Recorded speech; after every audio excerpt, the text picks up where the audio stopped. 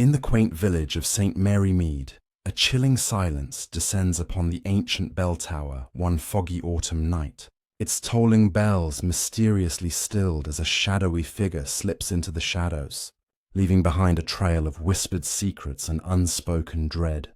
Welcome to the gripping tale of Miss Marple and the Silent Bell Tower, where every clue unravels a web of deception. Grab a cup of tea, settle into your favorite seat, and let the mystery unfold. If you're hooked on the suspense, hit that subscribe button, as your support means the world to us. Chapter 1. The Village Whispers.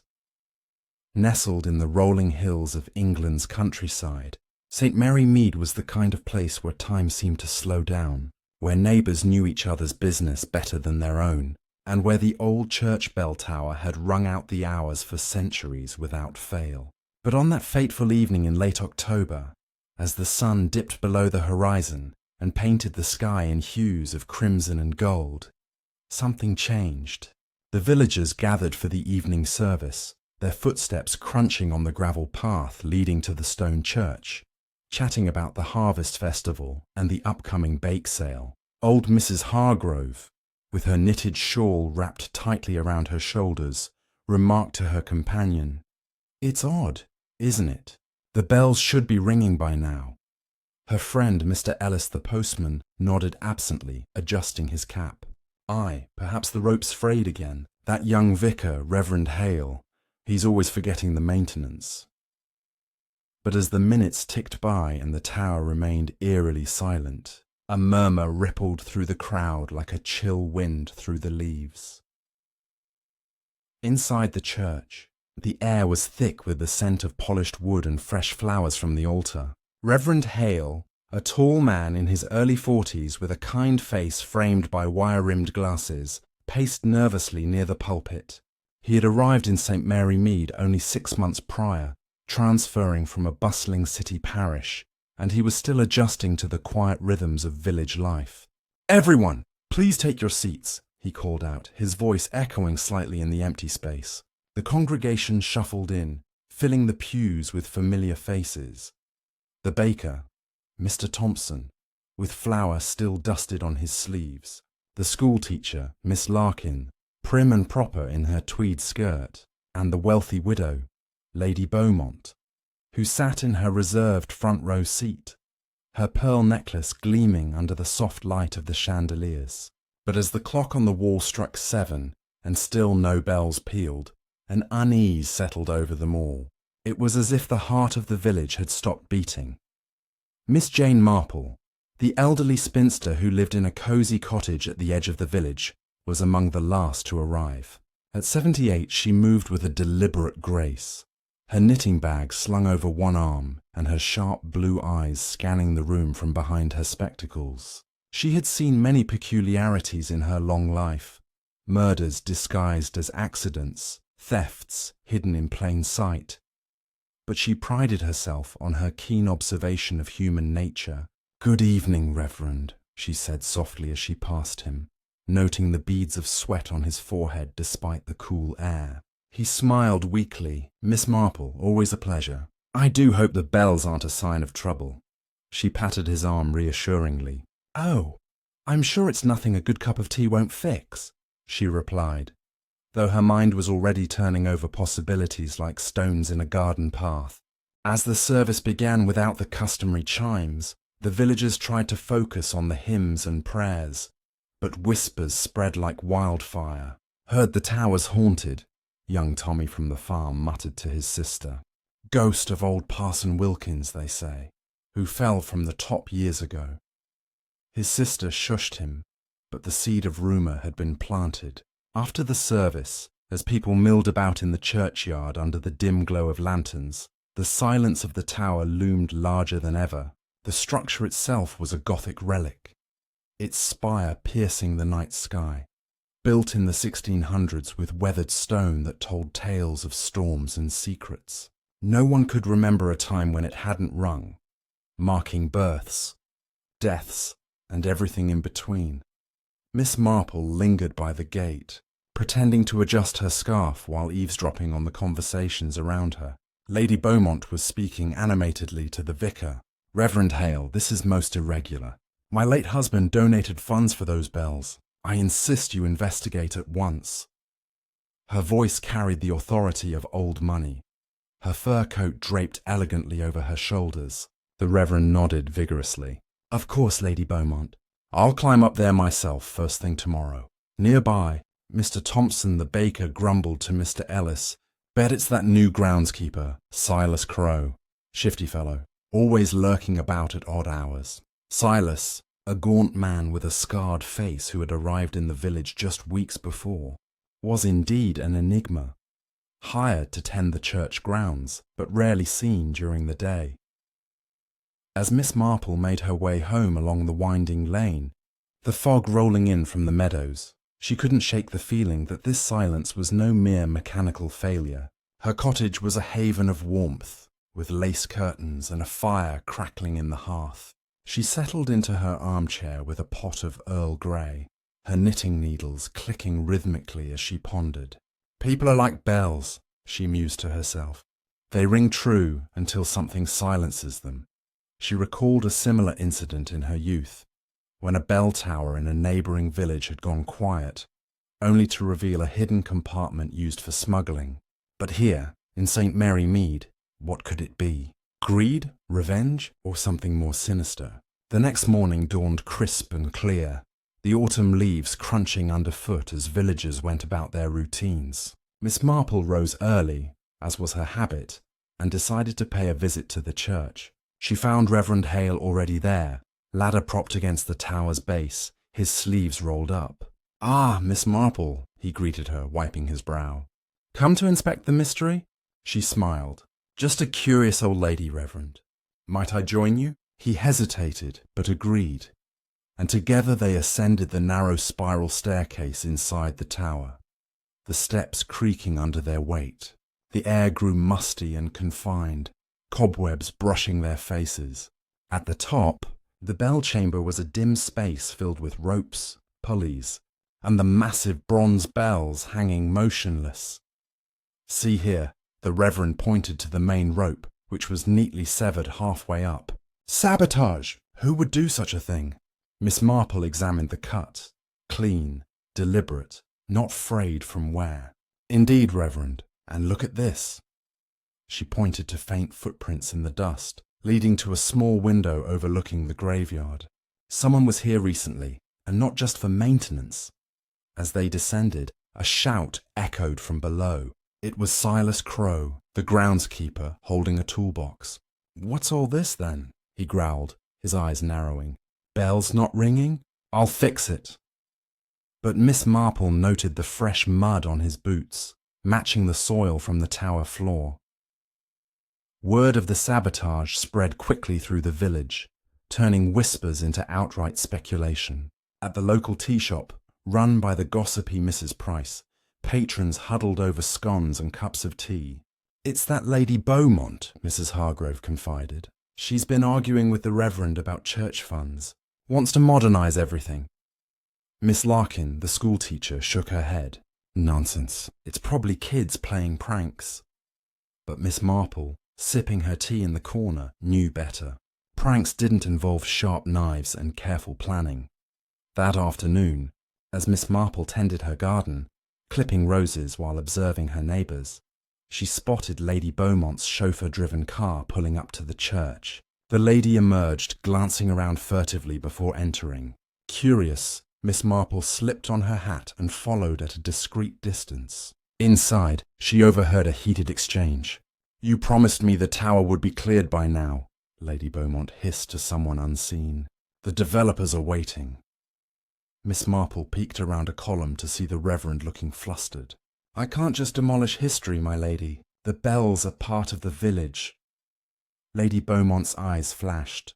"History? It's profit we're after. That land could be a new estate." Back home, Miss Marple pieced together the fragments. Lady Beaumont's husband had left her in debt, rumours said, and she eyed the church grounds for development. But sabotage, it seemed too crude for her. And what of Silas Crow? His scar, she recalled, looked like an old knife wound. perhaps from a rough past. As evening fell, the tower still silent, a knock came at her door. It was young Tommy, breathless. "Miss Marple, there's been a discovery in the tower. A hidden note." He handed her a crumpled paper. "Silence the bells, or the truth rings out." Her eyes widened. Blackmail? The village buzzed with fear now. Doors locked earlier than usual. Miss Marple invited Reverend Hale for tea, probing gently. "Tell me about your predecessor, Reverend. Parson Wilkins' fall. Was it truly an accident?" He paled. Official report said so, but there were whispers of foul play. He opposed selling church land. Connections formed in her mind like stitches in a scarf. That night, as she lay awake, a distant sound pierced the quiet. Not bells, but a muffled cry from the direction of the church. Rushing out in her nightgown and coat, flashlight in hand, Miss Marple arrived to find the tower door ajar. Inside, at the base of the stairs, lay Silas Crowe, unconscious, a gash on his head. Beside him, another note. "The silent tower keeps its secrets." She called for help, and as villagers gathered, she spotted a glint in the shadows, a dropped cufflink bearing Lady Beaumont's family crest. "Interesting," she murmured. The plot thickened, and Miss Marple knew this was only the beginning of unravelling the tangled threads. As the ambulance took Silas away, Reverend Hale confided, "I found something else, an old ledger in the tower, showing discrepancies in church funds." Miss Marple nodded. "Keep it safe, Reverend. Someone wants the past buried." Back in her cottage, she mapped out suspects. Lady Beaumont with her motives, the Reverend with his secrets, Silas with his suspicious timing. But human nature, she knew, was full of surprises. The days blurred into a tapestry of clues. Miss Marple visited Silas in the hospital, where he grumbled about interfering old biddies, but let slip he'd seen someone climbing the tower the night before the silence. "Tall figure, cloaked," he said. "Matching the Reverend's build? Or perhaps Mr. Thompson, who owed Lady Beaumont money for a loan." At the bake sale, she overheard Miss Larkin arguing with Mr. Ellis. "You delivered that package to the tower. Admit it." He denied it, but his hands shook. Piece by piece, the puzzle assembled. The silent tower wasn't just broken. It was a symbol hiding a deeper crime. As Chapter 1 draws to a close, the village holds its breath, waiting for the next chime of truth, leading us seamlessly into the revelations of Chapter 2. Chapter 2. Shadows in the Ledger. The morning sun filtered through the stained glass windows of St. Mary Mead's church, casting colourful patterns across the stone floor. But the warmth did little to ease the tension gripping the village. Miss Marple sat in her garden, her knitting needles pausing as she sipped her morning tea, her mind turning over the cryptic note and the cufflink found at the scene of Silas Crowe's attack. The hospital had reported he'd recover, but he remained tight-lipped, claiming memory loss about the incident. Miss Marple wasn't convinced. His eyes had darted too quickly when questioned. She decided to focus on the ledger Reverend Hale had mentioned, sensing it held a key to the tower's silence. She strolled to the church, her sensible shoes crunching on the path, and found the Reverend in his office, a cramped room behind the vestry cluttered with books and papers. He looked up, startled, his glasses slipping down his nose. "Miss Marple, I wasn't expecting you." She smiled warmly, easing into a chair. "Just thought I'd offer my help with that ledger, Reverend. Old documents can be such a puzzle." He hesitated, then pulled a leather-bound book from a drawer, its pages yellowed and edges curling. "It's from Parson Wilkins' time," he said. "I found it tucked behind a loose stone in the bell chamber." Together, they pored over the entries, numbers scrawled in faded ink. The ledger detailed church donations and expenses from 20 years ago, but several pages showed irregularities. Large sums marked as miscellaneous, with no explanation, and initials LB appearing repeatedly. Miss Marple's lips pursed. Lady Beaumont? Her late husband had been a generous donor, but these amounts were staggering, far exceeding typical contributions. "Curious," she murmured. tracing a line where a donation matched the exact cost of a land purchase that never materialized. Reverend Hale rubbed his temples. I don't understand it. Why hide this? Their study was interrupted by a sharp knock. Miss Larkin, the schoolteacher, stood at the door, her face flushed. Reverend, I must speak with you about the choir funds. They're short again. Her eyes flicked to the ledger, and she froze. What's that? Miss Marple noted her unease but kept her tone light. Just some old records, dear. Care to join us? Miss Larkin declined, muttering about lesson plans, and hurried out. The Reverend frowned. She's been jumpy lately, always asking about budgets. Miss Marple decided to visit the tea shop, knowing it was the village's gossip hub. Mrs. Price, wiping down tables, greeted her with a knowing smile. Heard about Silas, have you? Folks say he's hiding something. Miss Marple ordered a scone and leaned in. What do they say about the ledger, Mrs. Price? The shopkeeper's eyes widened. Ledger? Oh, there's talk Parson Wilkins kept secrets in one. Money dealings with the Beaumonts. Never proven, mind you. She lowered her voice. Some say he fell from that tower because he knew too much. Returning home, Miss Marple spread the clues in her mind like cards on a table. The ledger's secrets pointed to old money, possibly tied to Lady Beaumont's family. She recalled the cufflink, engraved with a crest, yes. But was it hers or a relic of her husband's? She decided to observe Lady Beaumont at the village hall, where a council meeting was scheduled that evening to discuss the church grounds. Dressed in her best tweed coat, Miss Marple took a seat at the back, her knitting bag a comforting weight at her side. The hall was packed, villagers murmuring about the tower and Silas's attack. Lady Beaumont presided, her voice commanding as she proposed selling a portion of the church land for community benefit. Mr. Thompson, the baker, stood up, red-faced. That land's sacred. You can't pave over history for profit. The room erupted in shouts, some supporting her, others opposing. Miss Marple watched Lady Beaumont's composure falter, her fingers clutching her handbag tightly. During a break, Miss Marple approached her. Lovely speech, my lady, though I wonder, does the ledger in the tower approve of such plans? Lady Beaumont's smile froze. Ledger? I know nothing of it. But her voice trembled. As the meeting ended, Miss Marple lingered, noticing Mr. Ellis, the postman, slip a small envelope into Lady Beaumont's hand. She couldn't see the contents, but the exchange was furtive, hidden behind a pillar. On her way out, she bumped into young Tommy, who was sweeping the hall steps for pocket money. Miss Marple, I saw something odd last night, he whispered. A light in the tower, moving about long after dark. She patted his shoulder. Keep your eyes open, Tommy. You're a sharp lad. That night, Miss Marple sat by her fire, knitting a scarf while piecing together the puzzle. The ledger suggested financial misdeeds, possibly linked to Parson Wilkins' death. Lady Beaumont's push for land sales felt too convenient, and Mr. Ellis's envelope raised questions. Was he a messenger or something more? And what of Miss Larkin's nervousness? The tower's silence was no accident. It was a warning, and the attack on Silas proved someone was desperate to keep it quiet. The next day, Miss Marple visited the hospital again, bringing Silas a jar of her homemade jam. He was sitting up, his scar stark under the fluorescent lights. You're persistent, he grunted.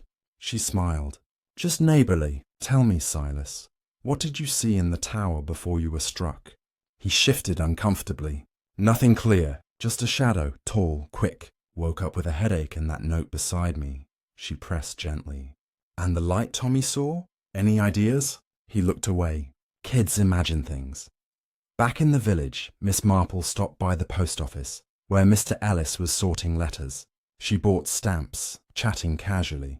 Busy night at the council, Mr. Ellis. You must see all sorts delivering mail. He laughed nervously. Oh, I see plenty. Folks and their secrets. His hands fumbled a parcel, and a small key fell out, glinting on the counter. Miss Marple's eyes sharpened. That's a fine key. For the tower, perhaps? He snatched it up, mumbling, No, just personal. As she walked home, a chill wind carried the scent of rain. The ledger, the cufflink, the envelope, the key, each was a thread in a tapestry of deceit. She recalled a case from years ago, where a postman had been blackmailed into delivering more than letters. Was Mr. Ellis caught in a similar web? And who was pulling the strings? Lady Beaumont's wealth gave her power, but Miss Larkin's agitation and Silas's silence suggested others were entangled. That evening, as thunder rumbled in the distance, Miss Marple received a call from Reverend Hale. "I found another page in the ledger," he said, voice low. "It mentions a meeting in the tower the night Parson Wilkins died. Initials LB and EW, and a sum of £10,000. Miss Marple's heart quickened. EW. Ellis? Or someone else? She advised him to lock the ledger away and tell no one. "We're close, Reverend," she said. "But danger's closer." As she hung up, a loud crash came from her garden. Rushing to the window, she saw her gate swinging open, a shadowy figure disappearing into the night. On the path lay a single bell rope, cut clean through, just like the one in the tower. Her pulse raced.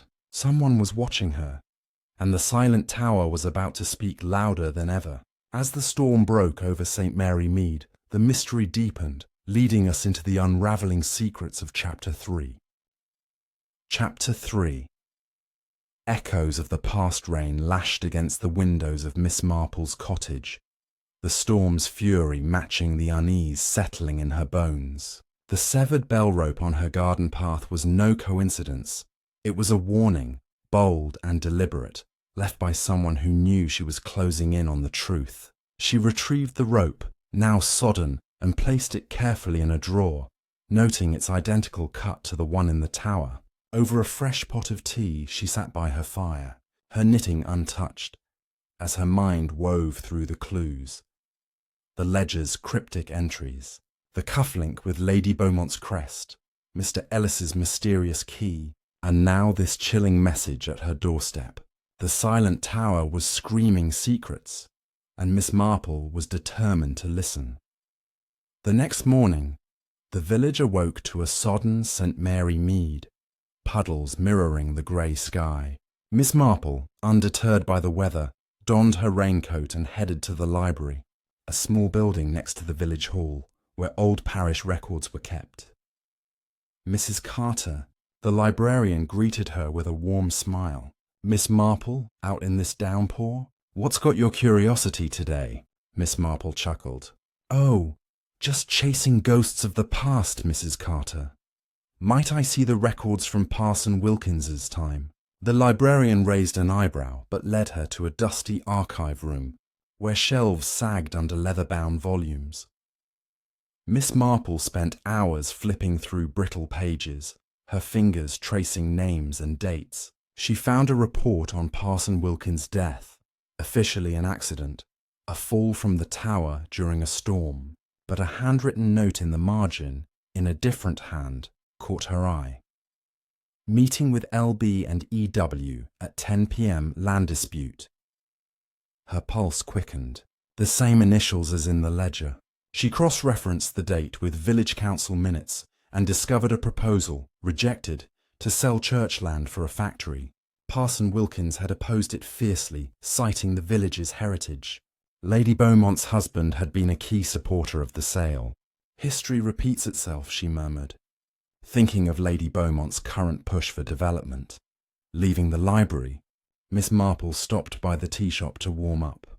Mrs. Price was bustling about, serving steaming cups to soggy patrons. "Heard you were at the library, Miss Marple," she said, sliding a plate of biscuits her way. "Digging into old Wilkins' death, are we?" Miss Marple smiled faintly. "Just tying loose ends. Tell me, what do folks say about Mr. Ellis's family?" Mrs. Price leaned closer. "His father, Edward Ellis, was postman before him. Close with Parson Wilkins, they say, till that falling out over money. Edward left the village soon after the parson's death. Edward Ellis, EW. The pieces were aligning." That afternoon, Miss Marple visited Mr. Thompson's bakery.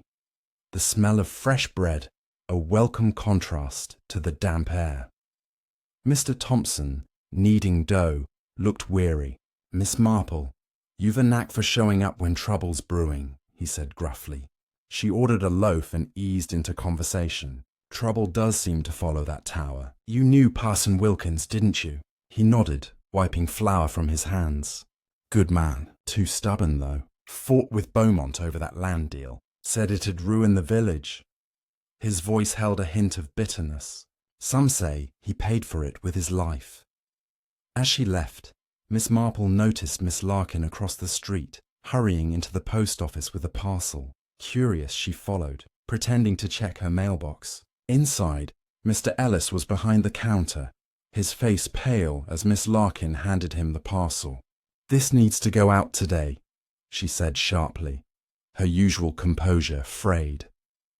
Mr. Ellis nodded, slipping the package under the counter. Miss Marple caught a glimpse of the address, London, to a firm called Crowe and Sons. Silas Crowe's name flashed in her mind. Was Miss Larkin involved with him? Back home, Miss Marple sketched a timeline on a notepad. Parson Wilkins' death, the ledger's discrepancies, and Edward Ellis' departure all converged 20 years ago.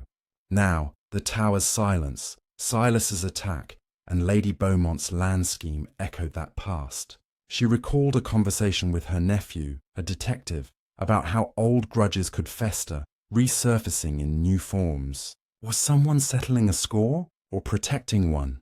That evening, she attended a knitting circle at the village hall, a perfect cover to observe her suspects. Lady Beaumont was absent, but Miss Larkin was there, her needles moving mechanically, her eyes distant. Mr. Ellis arrived late, apologizing about a delayed delivery. Miss Marple engaged him in small talk. "Must be hard, following in your father's footsteps as postman," she said kindly. He stiffened. "Father did his best.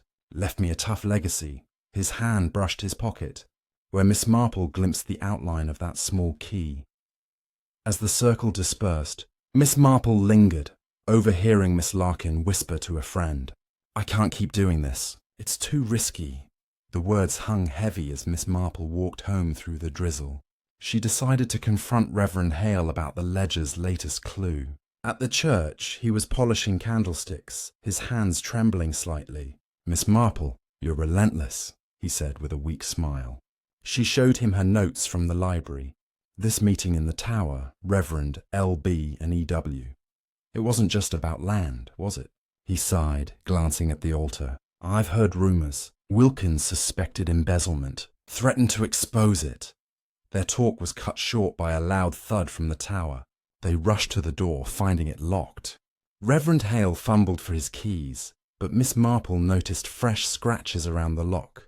Someone had tampered with it. Inside, the spiral staircase was dark, but a faint glow flickered above. "Stay here," she told the Reverend, but her curiosity propelled her upward. At the top she found a lantern, still warm, and a torn scrap of paper with a single word. Truth. No one was there, but the air felt charged, as if the tower itself were holding its breath.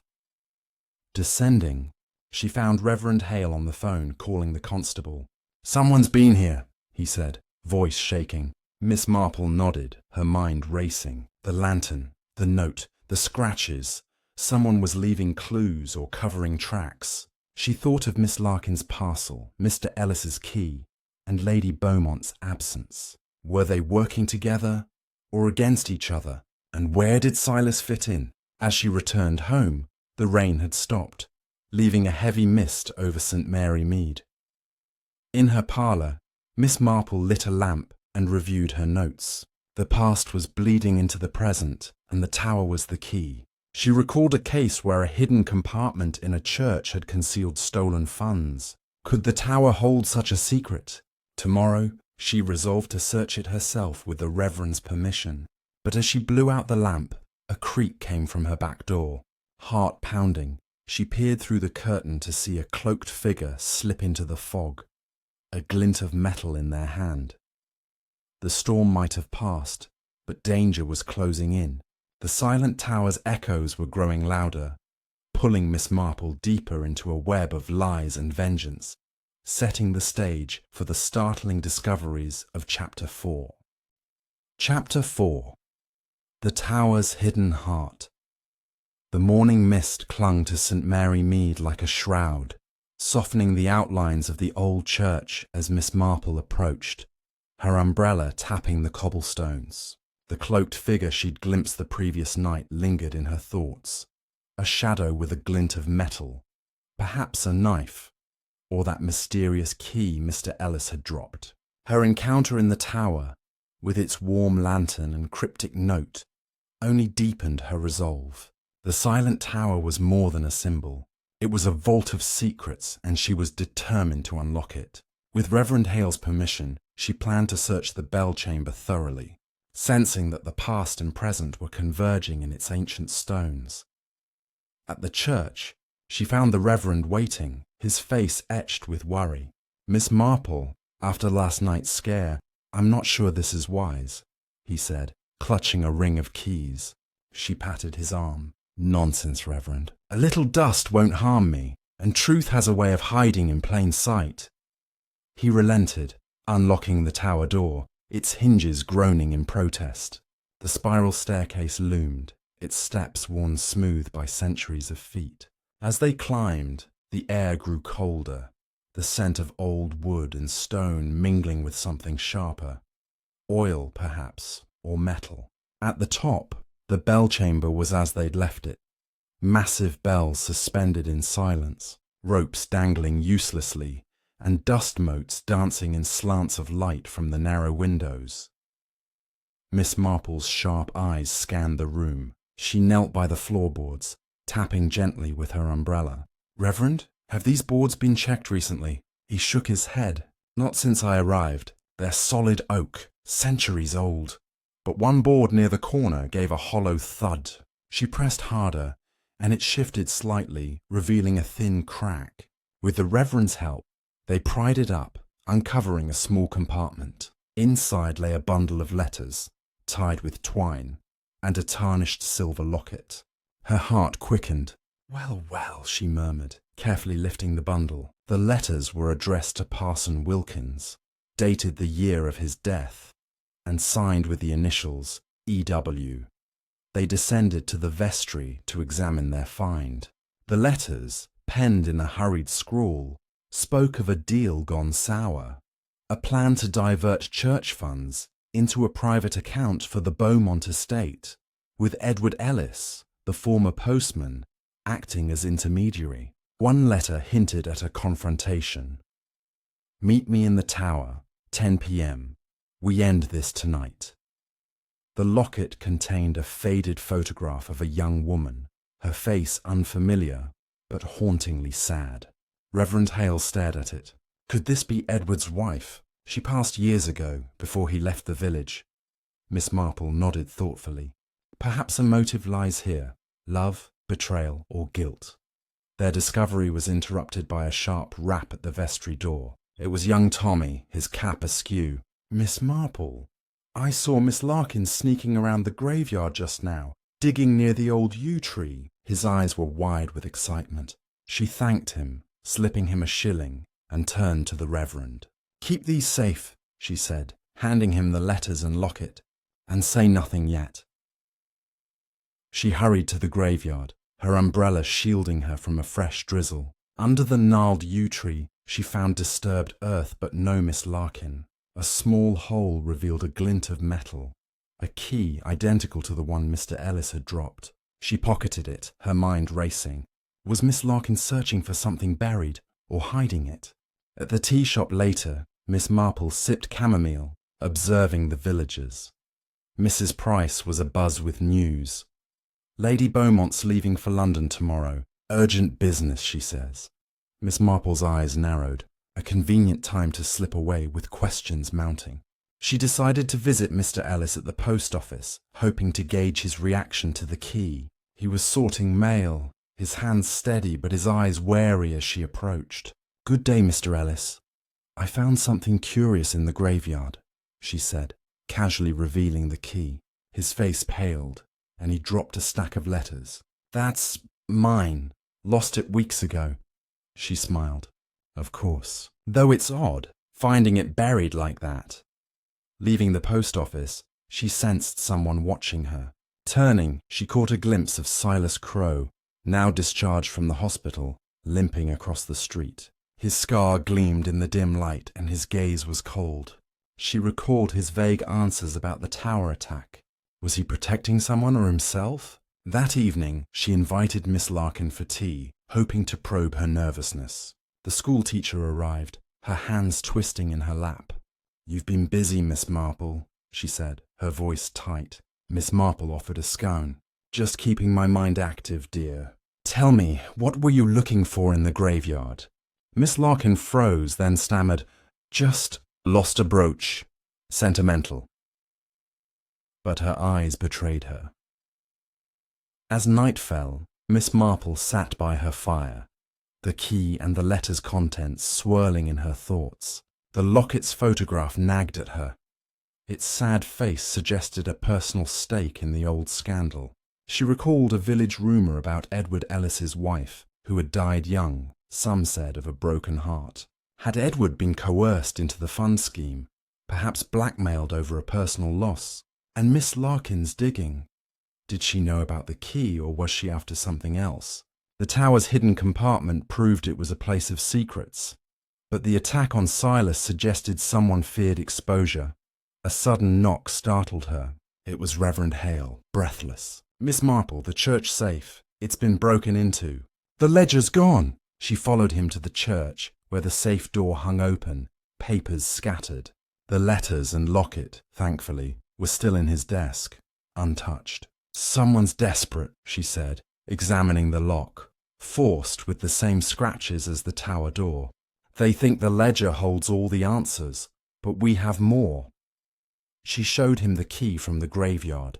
This unlocked something, perhaps a box or a truth. As they locked the church, a rustle came from the bushes. Miss Marple's flashlight caught a fleeting figure, tall, cloaked, just like the one outside her cottage. She called out, but they vanished into the night. Back home she bolted her doors, her mind alight with connections. The letters tied Edward Ellis to the Beaumont scheme. But his son, Mr. Ellis, carried the weight of that past. Miss Larkin's actions and Silas's silence hinted at a wider net. The stolen ledger was a distraction, but the key in her pocket felt like the true prize. As the village slept under a starless sky, Miss Marple knew the tower's heart was still beating, its secrets pulsing through every clue. The trail was growing hotter, and the shadowy figure's presence meant time was running out. With the key in hand and the locket's mystery unresolved, she prepared to dig deeper, leading us into the revelations of Chapter 5. Chapter 5. The key to the past, the dawn broke over St. Mary Mead with a pale, reluctant light, as if the sun itself hesitated to reveal the village's secrets. Miss Marple sat at her kitchen table, the mysterious key from the graveyard glinting in her hand, its worn edges catching the morning glow. The break-in at the church safe and the fleeting glimpse of the cloaked figure had sharpened her focus. The tower's silence was a puzzle with too many pieces. Letters implicating Edward Ellis, a locket with a sorrowful face, and now a key that seemed to unlock more than just a lockbox. She knew the next step was to trace its origin, and her instincts pointed to the post office, where Mr. Ellis's nervous glances and dropped parcels betrayed a deeper involvement. Slipping the key into her pocket, Miss Marple set out, her scarf wrapped tightly against the autumn chill.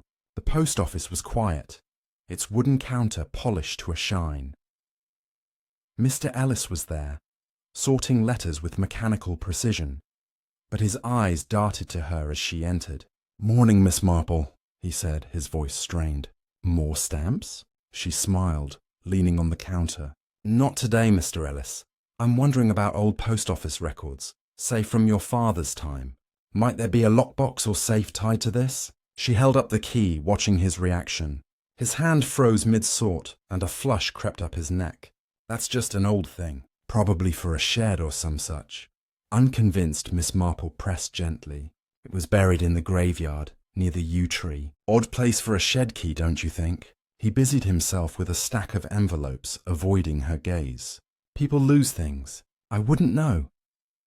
But his fingers trembled, and Miss Marple noted a locked drawer behind him, its keyhole matching the one in her hand. She thanked him and left, her mind buzzing. The post office was a hub of secrets, and Mr. Ellis was guarding more than mail. Her next stop was the village hall, where old records might shed light on Edward Ellis's role. The clerk, a young woman named Polly, was filing papers when Miss Marple arrived. "I'm researching the church's history," Miss Marple said, her tone disarming.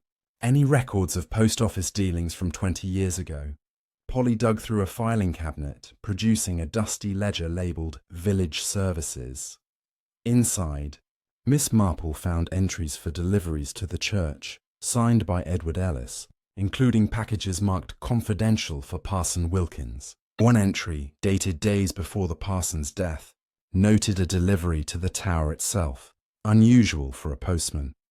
As she left the hall, Miss Marple spotted Silas Crowe across the square, leaning on a cane and watching her. His recovery was swift, she noted, and his presence felt deliberate. She approached him, her smile polite. "Silas, you're looking better. Care to share what you were doing in the tower that night?" He scowled, his scar twitching. "Told you, I don't remember. Just checking the grounds." His tone was gruff, but his eyes flicked to the church, betraying unease. She nodded, letting him go. But his evasiveness only deepened her suspicion. At home, Miss Marple examined the locket again, its photograph of the young woman haunting her. She recalled a village tale about Edward Ellis's wife, Mary, who died young, rumoured to have been heartbroken over her husband's troubles. Could the locket be hers? She decided to visit Mrs. Hargrove, the elderly villager with a memory as sharp as her knitting needles. Over tea in Mrs. Hargrove's cluttered parlour, Miss Marple showed her the locket. "Oh, that's Mary Ellis," Mrs. Hargrove said, her eyes misting. Poor dear. She was never the same after Edward got mixed up with the Beaumonts. They say he took money to keep quiet about something in the church. The conversation turned to the tower. "Mary used to visit it," Mrs. Hargrove added. "Said it was peaceful. After she died, Edward hid something there. Or so the gossip went." Miss Marple's heart quickened. A hiding place in the tower, tied to the key. She thanked Mrs. Hargrove and hurried to the church, where Reverend Hale was sweeping the nave. "Reverend, might there be a lockbox or safe in the tower, perhaps from Parson Wilkins' time?" He frowned, thinking. "There's an old cabinet in the bell chamber, locked for years. I never thought much of it." They climbed the tower stairs, the air thick with dust. The cabinet, tucked in a shadowy corner, was small and iron-bound, its keyhole rusted but intact. Miss Marple tried the key from the graveyard. It fit perfectly. Inside was a small notebook, its pages filled with Edward Ellis's handwriting. It detailed payments from the Beaumont estate, labelled "for silence," and notes about a land deal Parson Wilkins had threatened to expose. One entry read, "Mary knows. She begs me to stop, but it's too late." Miss Marple's breath caught. Edward had been blackmailed, and his wife paid the price. As they descended, a shadow moved below. Reverend Hale gasped, but Miss Marple signalled for silence. They crept down to find the tower door ajar, muddy footprints leading outside. Following them, they reached the graveyard where the prince stopped at the yew tree. Miss Marple knelt, finding a freshly dug patch, but nothing buried. "They're looking for something," she whispered, "or covering their tracks." The Reverend looked pale. "What have we stumbled into, Miss Marple?" She patted his hand. "A truth someone once buried." That evening, she sat by her fire, the notebook's revelations burning in her mind. Edward Ellis had been complicit in a scheme, possibly leading to Parson Wilkins' death.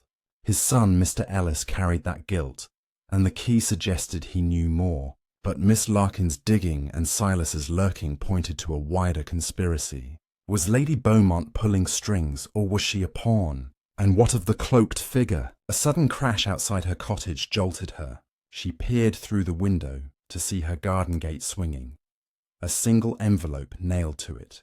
Heart pounding, she retrieved it, finding a typed note. "Stop digging, or the tower claims another." She clutched the notebook tighter, her resolve hardening. The key had unlocked a piece of the past, but the present was growing darker, drawing her closer to the heart of the mystery in Chapter 6.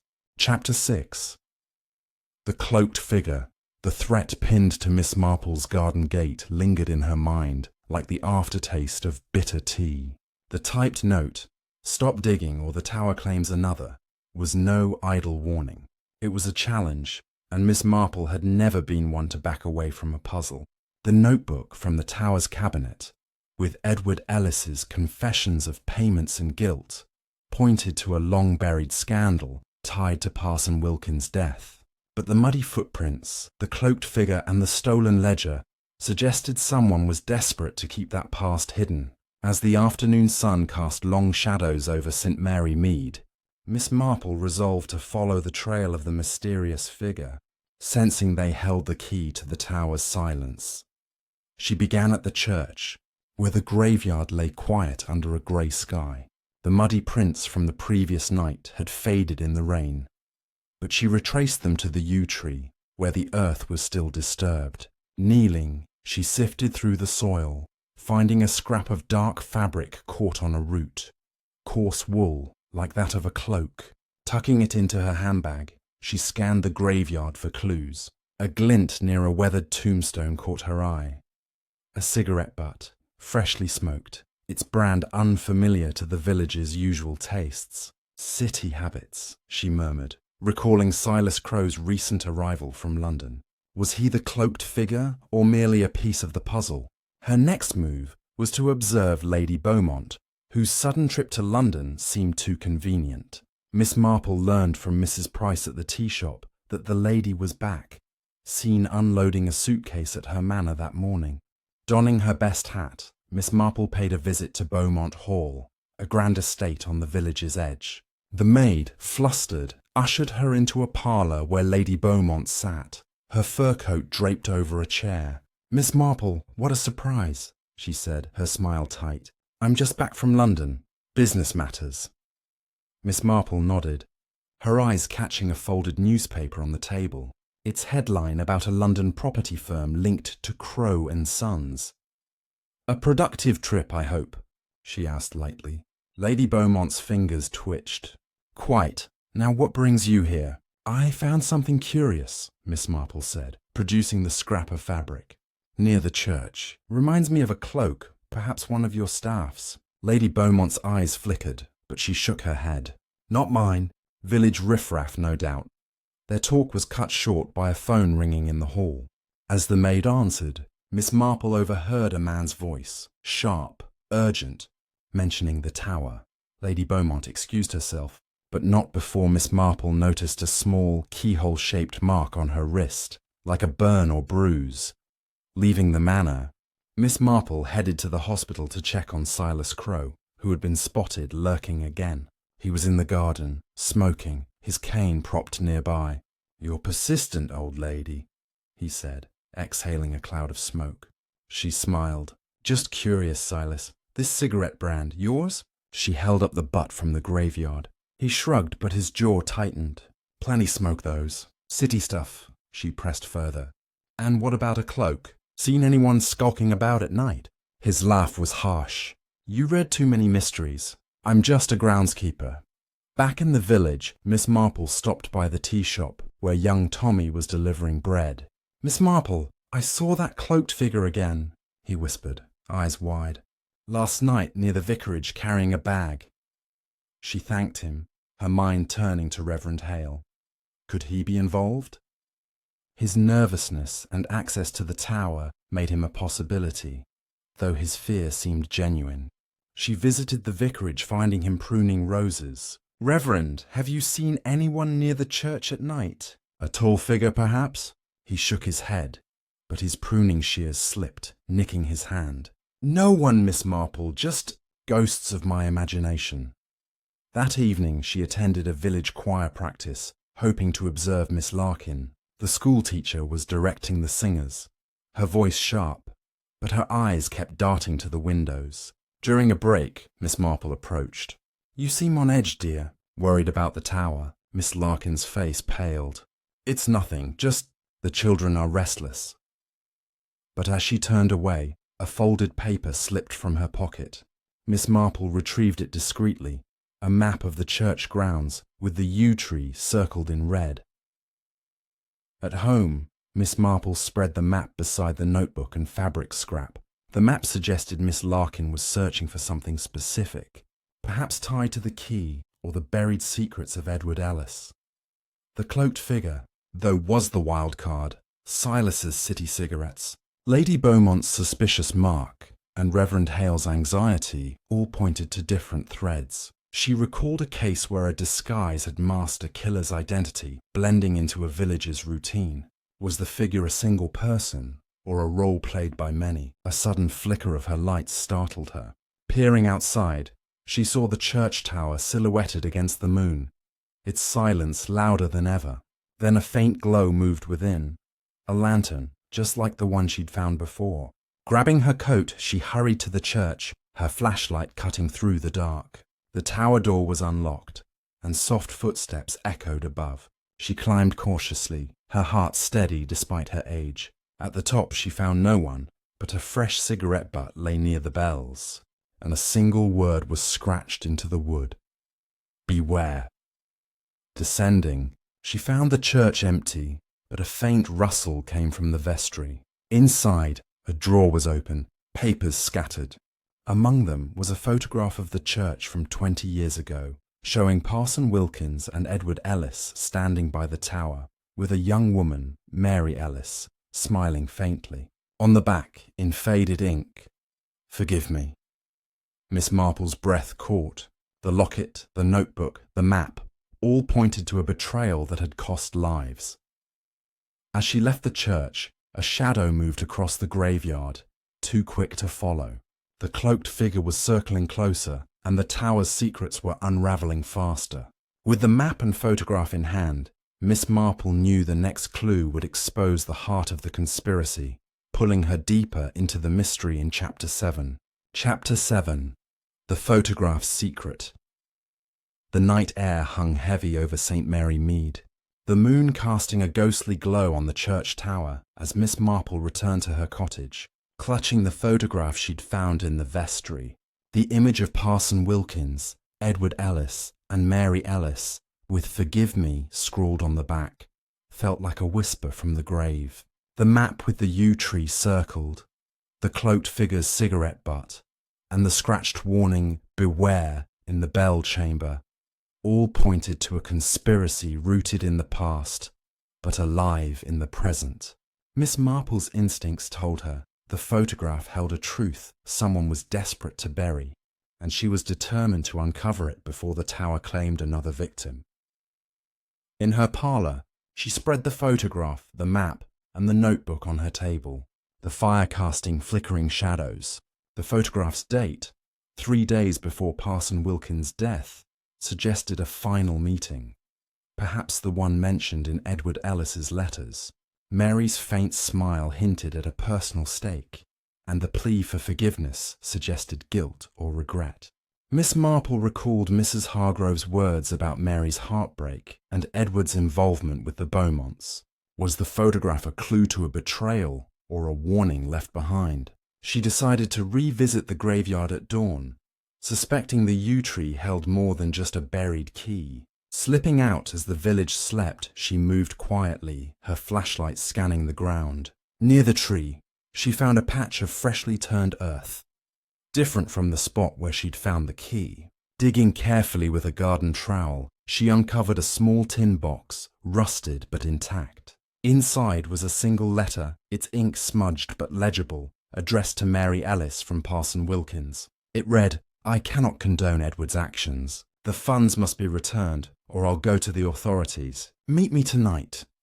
The letter was dated the night of the parson's death. Heart racing, Miss Marple tucked the letter away and returned home, her mind piecing together the story. Edward Ellis had been siphoning church funds, likely under pressure from the Beaumonts, and Parson Wilkins had discovered it. Mary, caught in the middle, may have tried to intervene. only for tragedy to strike. But who was protecting this secret now? The cloaked figure's presence suggested someone knew the tin box existed. Later that morning, Miss Marple visited the tea shop, where Mrs. Price was serving breakfast to a small crowd. "You look thoughtful, Miss Marple," she said, pouring tea. "More tower trouble?" Miss Marple smiled, just puzzling over old friendships. "Did Mary Ellis ever mention the church to you?"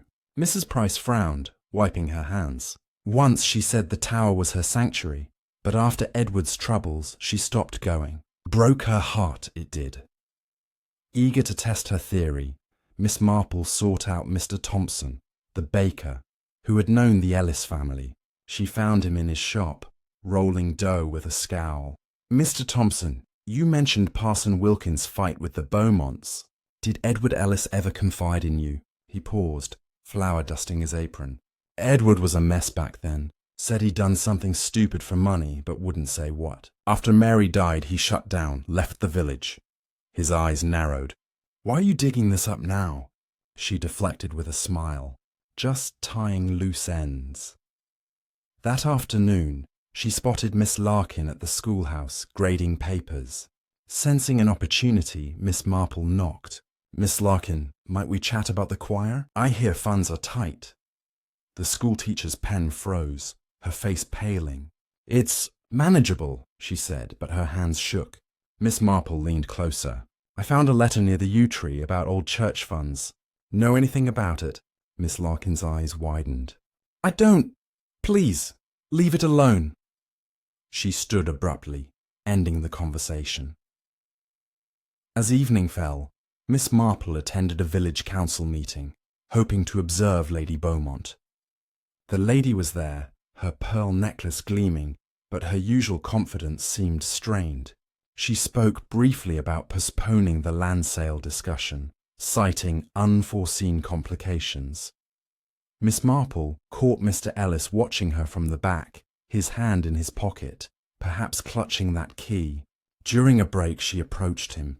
"Mr. Ellis, did your father ever mention a tin box in the graveyard?" His face went ashen.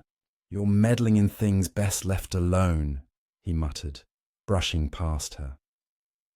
Back home, Miss Marple reviewed the letter and photograph again. The pieces were falling into place.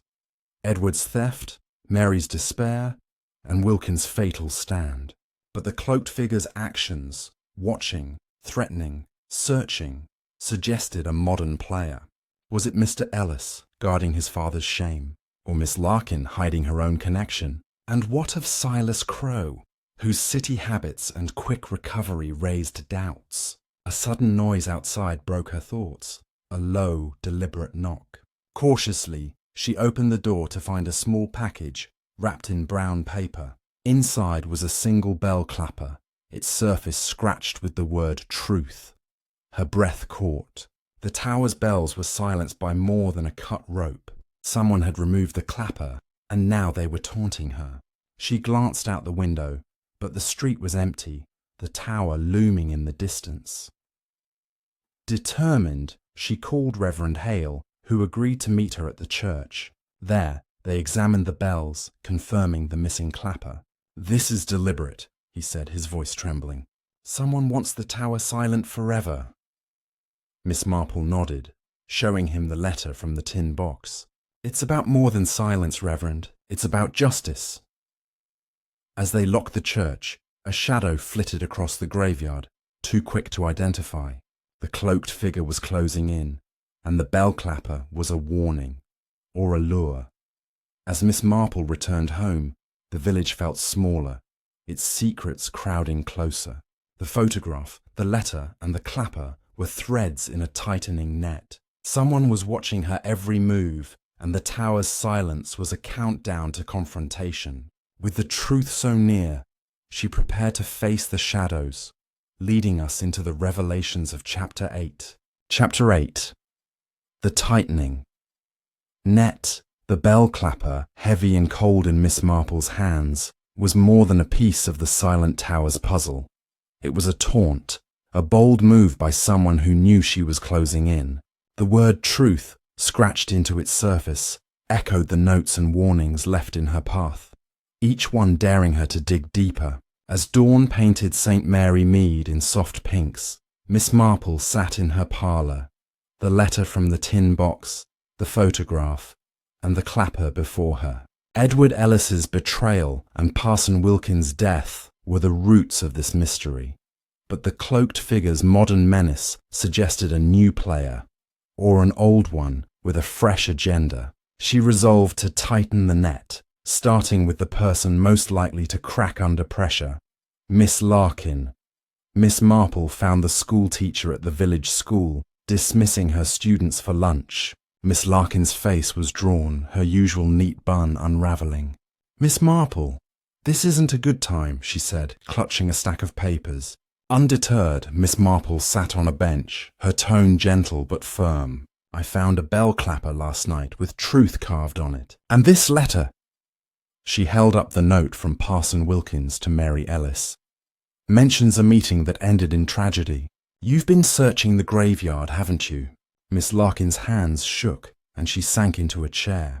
"I didn't mean harm," she whispered. "I was looking for something my aunt left." "Papers," she said, hidden by the yew tree. She was Mary Ellis's cousin. The confession was a thread Miss Marple hadn't expected. "Your aunt knew about the church funds?" she pressed. Miss Larkin nodded, tears brimming. "She told me last year before she died that Edward hid proof of his dealings, something that could ruin the Beaumonts. I thought if I found it, I could protect the village." Miss Marple's eyes softened, but her mind sharpened. Miss Larkin's digging explained the map, but not the cloaked figure. "Did you see anyone in the graveyard?" she asked. Miss Larkin hesitated. "A shadow once, tall, wearing a cloak. I thought it was Silas." Suspecting Silas Crow's involvement, Miss Marple visited the church grounds, where he was raking leaves, his cane nearby. His scar gleamed as he looked up, eyes wary. "Back again, Miss Marple," he said gruffly. She smiled. "Just admiring your work, Silas, though I wonder, those cigarettes you smoke, they're the same as one I found in the tower." He stiffened, tossing a leaf into his pile. "Lots of folks smoke. Don't pin this on me." But his grip on the rake tightened, and Miss Marple noted a fresh cut on his hand, like one from forcing a lock. Her next stop was the post office, where Mr. Ellis was locking up for lunch. She caught him at the door. "Mr. Ellis, your father's notebook mentions a debt to the Beaumonts. Did he ever speak of a clapper or a hidden truth?" His face darkened, and he stepped closer, voice low. "You're stirring up ghosts, Miss Marple. My father paid for his mistakes. Let it rest." But as he turned away, a folded cloth slipped from his coat pocket, dark wool like the scrap from the yew tree. She said nothing, but the net was tightening. That afternoon, Miss Marple visited Reverend Hale at the vicarage, hoping to confirm Miss Larkin's story. He was polishing silver, his hands unsteady. "Reverend, did you know Mary Ellis had a cousin in the village?" He frowned, setting down a candlestick. "Vaguely. A woman named Clara, I think, left years ago." "Why?" Miss Marple showed him the letter. "Clara's niece, Miss Larkin, is searching for something tied to this, and someone's trying to stop her." His eyes widened. "The break-in. You think it's connected?" She nodded. "The clapper's missing for a reason.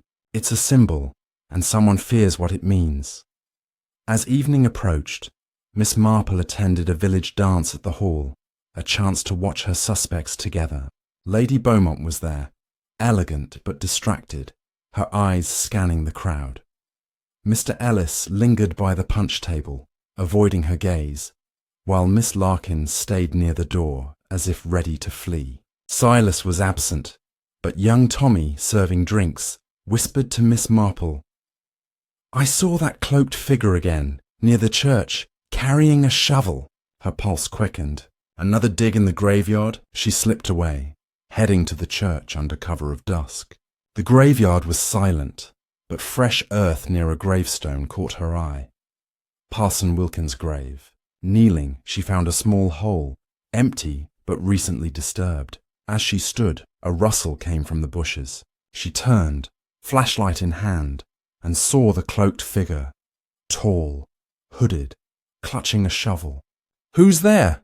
she called, her voice steady. The figure froze, then bolted, dropping a small metal tag. She picked it up. A nameplate reading Crow and Sons, London. Silas again, or a red herring?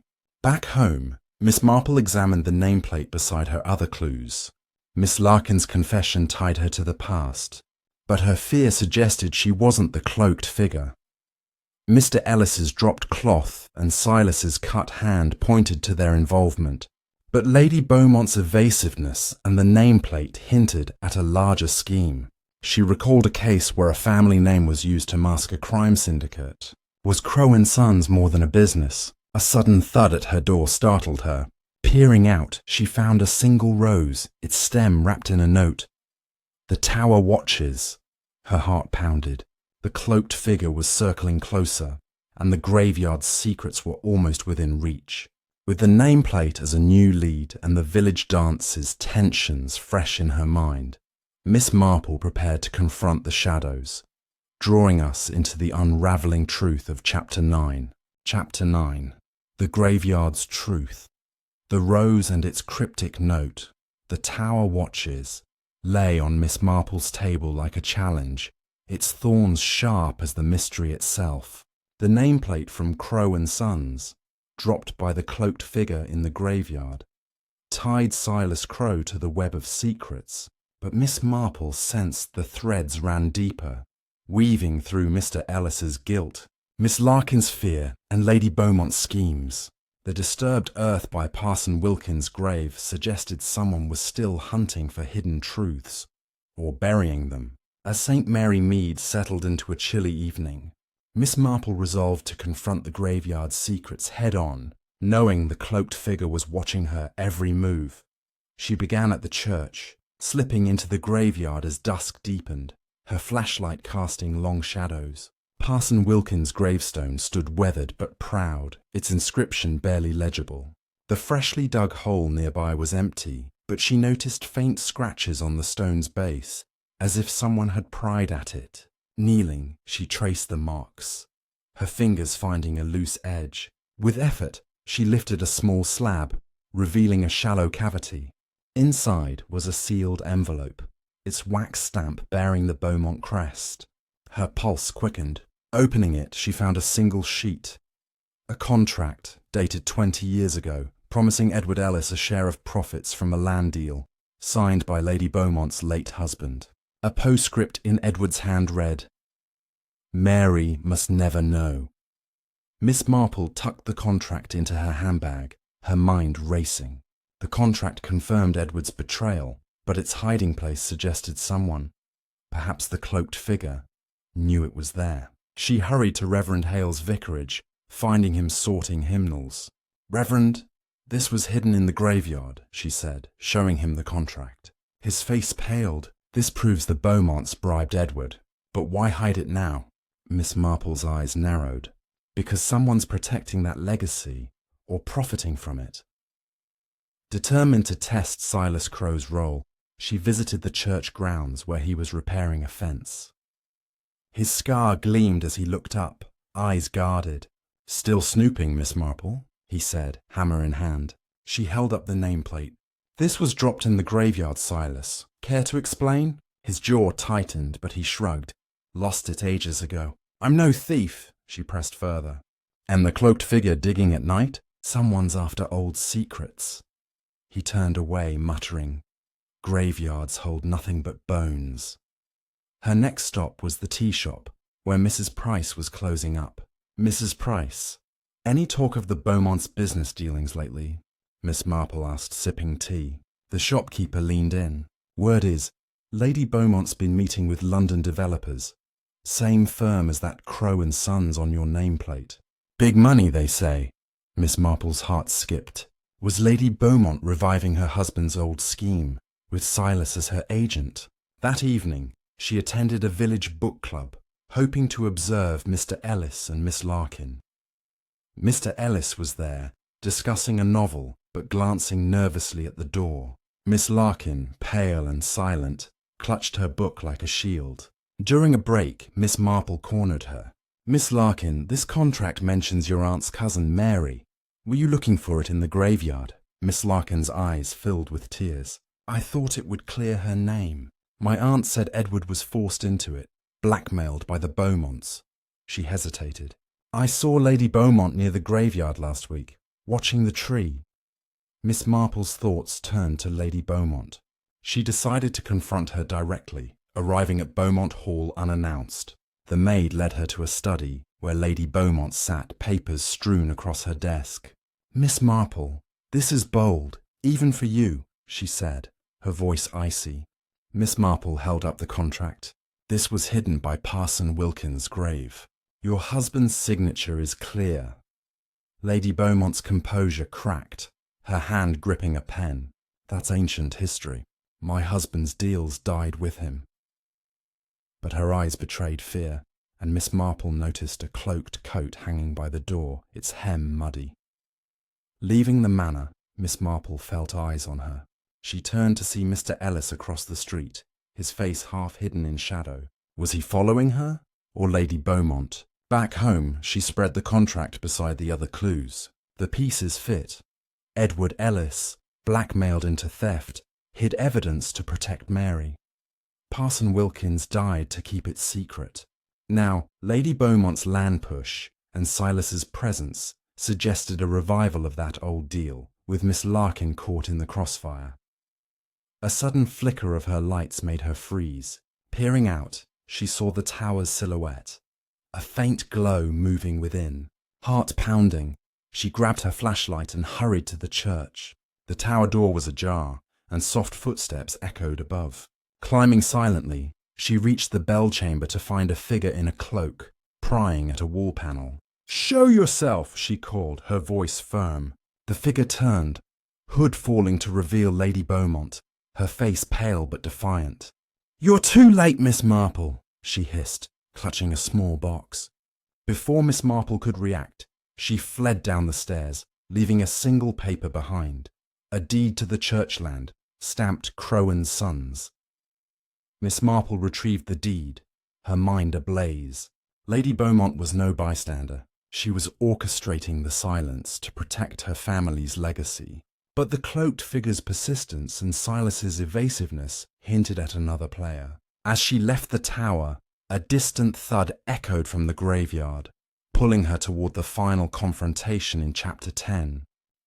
Chapter 10. The Bell Tolls. Truth. The thud from the graveyard echoed in Miss Marple's ears as she stood in the silent bell chamber, the deed from Crow and Sons in her hand, and Lady Beaumont's desperate flight fresh in her mind. The tower's secrets, Edward Ellis's betrayal, Parson Wilkins' murder, and a web of greed spanning decades, were unraveling. But the cloaked figure's persistence and the scattered clues pointed to a final revelation. St. Mary Mead's quiet streets hid a storm of motives, and Miss Marple knew the graveyard held the last piece of the puzzle. With the deed, the contract, and her collection of notes, letters, and warnings, she headed into the night, determined to confront the truth and end the tower's silence. The graveyard was shrouded in mist, the air heavy with the scent of damp earth. Miss Marple's flashlight cut through the gloom, guiding her to Parson Wilkins' grave, where the thud had come from. There she found a fresh hole, deeper than before, and a shovel discarded nearby. Kneeling, she spotted a glint, a small, locked box, its surface engraved with the Beaumont crest. Before she could touch it, a shadow loomed behind her. She turned to see Silas Crow, his scar stark in the moonlight, holding a second shovel. "You're too curious, old lady," he growled, but his eyes held fear, not menace. "Silas, it's over," Miss Marple said calmly. "This box holds the truth, doesn't it? About Edward Ellis, the Beaumonts, and Parson Wilkins' death." Silas lowered the shovel, his shoulders sagging. "I didn't want this," he muttered. "They hired me to clean up, keep the past buried." Before he could explain, footsteps crunched behind them. Mr. Ellis emerged, his face pale, clutching the missing ledger. "I tried to stop it, Miss Marple. I took the ledger to protect my father's name." His voice broke. "He didn't kill Wilkins, I swear." Miss Marple held up the deed. Then who did, Mr. Ellis? And why is Lady Beaumont running? As if summoned, a cloaked figure appeared at the graveyard's edge. Lady Beaumont, her face wild with panic. "Give me that box!" she demanded, lunging forward. But Miss Larkin stepped from the shadows, her voice trembling but firm. "No, Lady Beaumont. It ends tonight." The schoolteacher held a key, identical to the one Miss Marple had found, her eyes blazing. "My aunt told me everything. You can't hide it anymore." The group stood frozen, the graveyard a silent stage for truth. Miss Marple seized the moment, her voice steady. "Let's open the box and settle this." Silas, defeated, handed her the key. The box clicked open, revealing a bundle of documents, bank records, letters, and a signed confession from Edward Ellis, dated the day of Parson Wilkins's death. It read, "I pushed him. He threatened Mary, said he'd ruin us. Beaumont promised me wealth, but I've lost everything. Forgive me." Miss Marple pieced it together, addressing them all. 20 years ago, Edward Ellis was blackmailed by Lady Beaumont's husband to divert church funds for a land deal. Parson Wilkins discovered it and demanded the money back. That night in the tower, Edward confronted him, and in a moment of panic, pushed him to his death. Mary, heartbroken, died soon after, and Edward fled, leaving these secrets hidden. She turned to Lady Beaumont. "You knew, didn't you? You've been protecting your husband's legacy, reviving the land deal through Crowe and Sons, a front for your investors." Lady Beaumont's composure shattered. "I had to. The estate's bankrupt. The land was our only chance." She pointed at Silas. "I hired him to silence the tower, to scare people away." Silas nodded grimly. "Cut the ropes, took the clapper, but I didn't attack myself. That was her." He glared at Lady Beaumont, who flinched. Miss Marple turned to Mr. Ellis. "You found the ledger, realized it exposed your father. You stole it to protect him, but you've been leaving warnings to stop me." He hung his head. "I couldn't let his shame ruin me." Finally, she faced Miss Larkin. "And you, dear, were searching for your aunt's proof to clear Mary's name, but you got too close." Miss Larkin sobbed. "I just wanted justice." As the mist thickened, Miss Marple called Reverend Hale, who arrived with the constable. The documents were handed over, and Lady Beaumont was led away, her protests fading. Silas confessed to sabotage but denied murder, while Mr. Ellis admitted to theft but not violence. Miss Larkin, shaken but relieved, promised to preserve her aunt's memory. The constable sealed the box, vowing a full investigation. The next morning, the tower bells rang for the first time in weeks, their chimes echoing over St. Mary Mead. Miss Marple stood in her garden, knitting a scarf, her mind at ease. The tower had spoken, its secrets laid bare, greed, guilt, and a desperate cover-up that spanned generations. Edward's confession, hidden for so long, had freed the village from its shadow. As the bells tolled, Miss Marple smiled, knowing human nature's complexities always unravelled in time.